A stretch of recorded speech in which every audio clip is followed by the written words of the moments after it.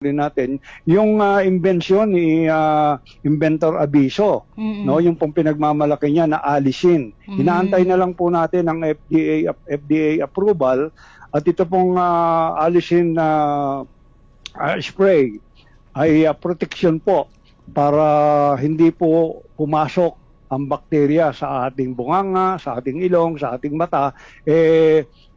Yun po yung ating ilalabas siguro by maybe last week of this September or first week ng ating October ay nakahanda na po at patuloy na nagmamass produce tayo para pag lumabas po yan hindi tayo magka-windang-windang dahil sa subok na po namin tines na po namin sa sarili namin. Sabi nga namin kahit na wag ka na mag-face mask pagka tayo nagkakarap, basta yung distancing lang talagang susunod tayo.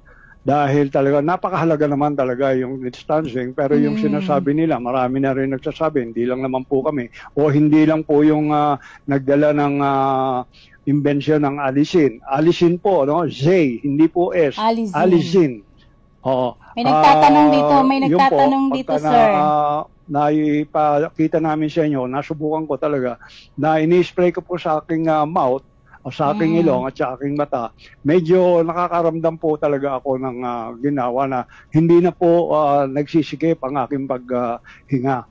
Kaya yun po, ang marami pa tayo mga produkto kasama Rhea, balik sa'yo. Oo nga, may nagtatanong dito, yung alisin ba yun nga, binanggit mo na i-spray mo siya sa bibig, sa ilong, tsaka sa mukha, pwede siya.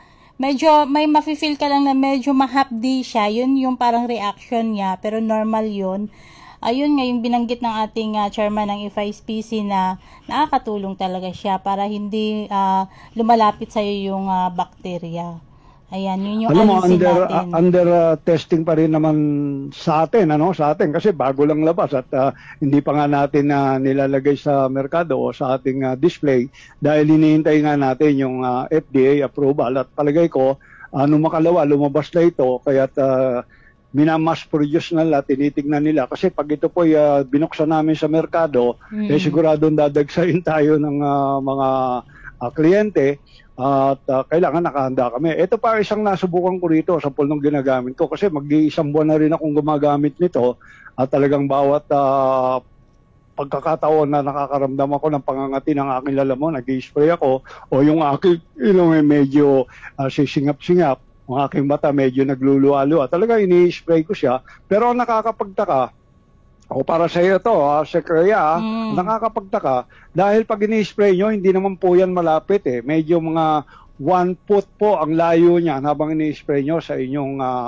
mukha, sa inyong harapan. Hindi po yan nakadikit kasi sabi nga niya, medyo may hapdi na mararamdaman kayo, Ang nakakapagtaka rito, kasi during that time, nung unang mga ginamit ko to, meron po akong, sa tanda ko na to, tinutubuan pa rin ako ng tigyawat kasi patuloy na akong umiibig Nakakagaling ng tigyawat. Patuloy na tinutubuan tayo ng tigyawat. Nung in-spray ko, nagulat ako nung in-spray ko, kinabukasan, tuyo siya, tinuklap ko na lang, ganun kadali So sabi ko, baka naman pati yung ating mga kulugo o ating mga nunal, ating mga skin tag na meron tumutubo sa ating body, baka pwede rin gamitin Kasi yung nagdala niyan, sabi niya, ito, meron akong konting sugat dito i-spray ko. Pag in-spray nyo sa sugat nyo, mararamdaman nyo, maya-maya wala na siya, tuyo na siya Naghihilom. So yung mga additional na hindi sinasabi ng inventor na pwedeng makabuti pa sa ating mga iba pang karamdaman sa ating balat. Kaya nung habang ginagamit natin ito at kung ano man yung nakikita natin na ibibigay nito, talagang isineshare natin. Dahil subok mo at nakita na namin na meron talagang magandang ibinigay sa ating paggamit nitong alisin na to. Yan po, yung mga ilan sa ating mga produkto. Napakarami po kaya maganda nito. Ang mga susunod na episode natin kasamang Rhea, siguro